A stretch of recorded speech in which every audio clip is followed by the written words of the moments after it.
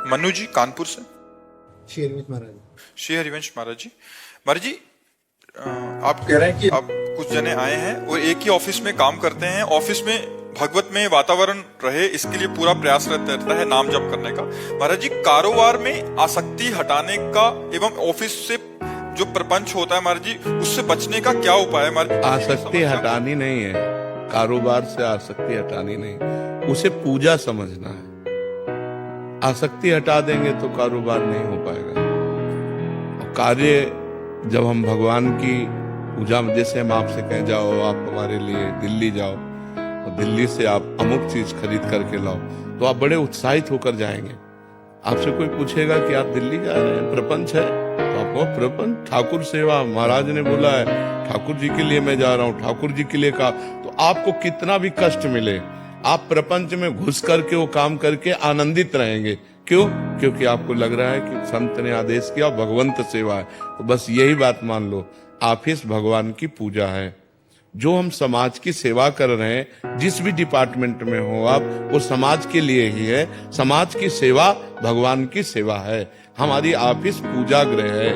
हम अपनी ऑफिस में ईमानदारी से समाज के प्रति कैसे उनको सुख मिले, इस भाव का बर्ताव रखते हुए हम कोई व्यसन न करें, शराब न पिए, मांस न खाएं, गंदे आचरण न करें, बेईमानी न करें, तो वही पूजा आपको भगवत प्राप्ति करा देगी। देखो, खास बात समझो, श्री रैदास जी महाराज अपना ही कार्य करते थे। कठौता बड़ा सा था, उसी में चमड़े को धोना, उसी से अपना कार्य करते थे। बड़े बड़े योगियों को परास्त कर दिया कठौते के पानी से। बड़े बड़े योगियों को क्यों? राम राम राम। जो भी कार्य कर रहे हैं वो भगवान का नाम जप करते हुए कर रहे हैं। तो बड़े बड़े योगियों को चमत्कार के द्वारा परास्त कर दिया उसी कठौते के जल से। क्योंकि बस निरंतर नाम जप और अपने कुल का कर्तव्य कर्म, अपना कर्तव्य कर्म पूजा मानकर। जैसे सदन जी कसाई थे, मांस काट के बेचते थे, पशुओं की हत्या नहीं करते थे, कसाई वाड़े से मांस ले आते थे, कुल परंपरा का था। और नाम जप करते, इतने सिद्ध संत हुए कि उनकी गाथा गाई गई है।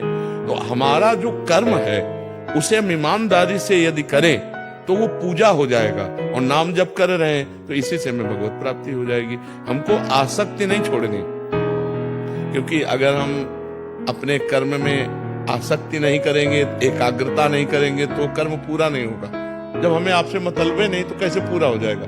हमें मतलब है, क्योंकि ये हमारी पूजा है। हम इसको बड़े मनोयोग से करेंगे, एकाग्रता से करेंगे, और उसका परिणाम चाहेंगे कि समाज को सुख मिले, और उसका परिणाम चाहेंगे कि भगवान प्रसन्न हो। यही हमारे जीवन का लक्ष्य है।